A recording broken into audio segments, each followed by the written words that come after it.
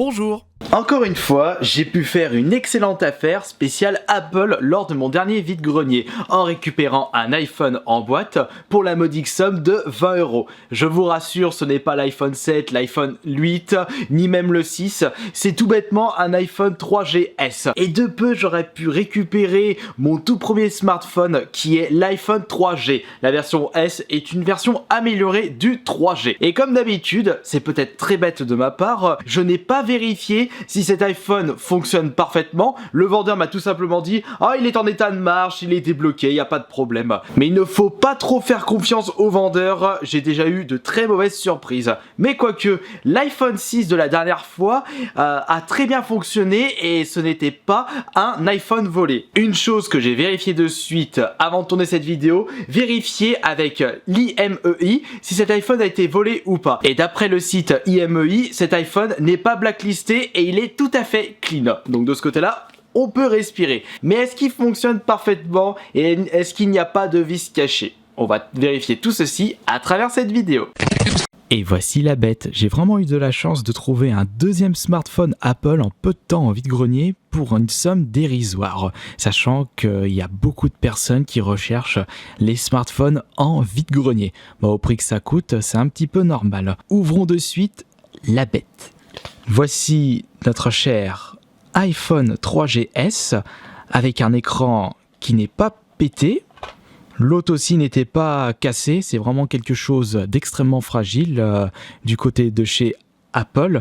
Je me souviens que mon tout premier iPhone, le 3G, j'avais cassé l'écran. Et après ce tragique événement, j'avais décidé d'acheter l'iPhone 4 à l'époque. Bon, il y avait aussi le fait que j'avais téléchargé la nouvelle mise à jour et mon iPhone 3G ramait sa mère, et comme si Apple nous poussait à acheter les nouvelles versions beaucoup plus rapides. Si on compare mon smartphone actuel avec l'iPhone 3GS, il n'y a pas photo en ce qui concerne la taille. Regardez-moi la taille de l'écran, la taille du smartphone entier fait même pas la taille de l'écran de mon Samsung. A5 2017, je précise. Et on peut remarquer qu'à l'époque, chez iPhone, les smartphones étaient vraiment assez épais. Plus ça va et plus ils sont fins maintenant. Dans la boîte, nous avons également autre chose.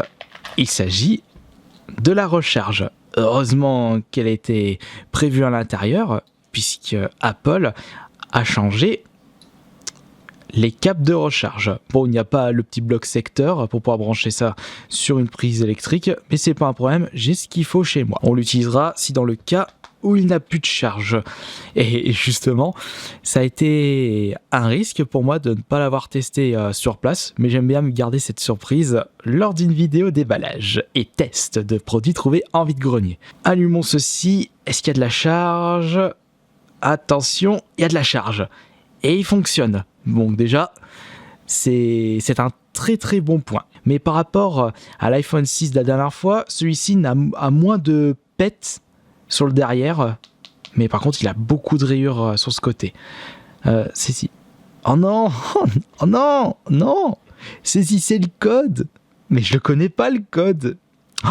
Bon, voilà quelque chose que je vais devoir demander obligatoirement lorsque j'achète un smartphone, le code d'accès. Attendez, on va annuler ça. Par contre, le toucher tactile fonctionne parfaitement. Faut voir l'appareil photo pour voir. Je me souviens de cette différence, puisque avec mon smartphone 3G, l'iPhone 3G, je ne pouvais pas prendre de vidéo. Et c'était un petit peu l'amélioration la différence entre l'iPhone 3GS et l'iPhone 3G. Si on compare la qualité, il n'y a vraiment pas photo. Mais bon, je vous rappelle quand même que ce smartphone, le 3GS, est sorti en 2009. J'ai su ça grâce à la boîte à l'arrière avec les infos. Quoi qu'il en soit, ça ne règle pas le problème du code d'accès. D'après le site support Apple, on peut tout de même débloquer un iPhone dont on a oublié le code d'accès.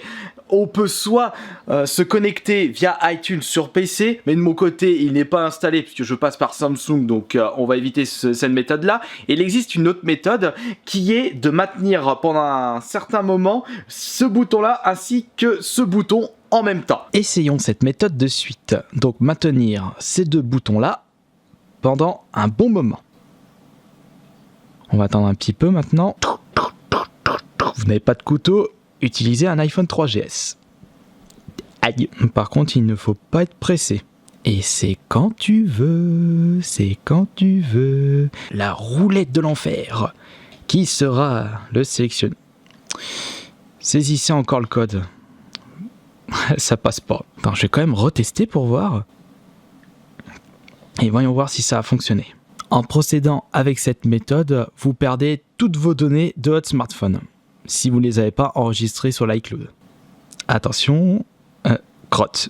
Malheureusement, cette méthode ne fonctionne pas. Je vais devoir télécharger iTunes et brancher ce smartphone de vide-grenier directement sur mon PC.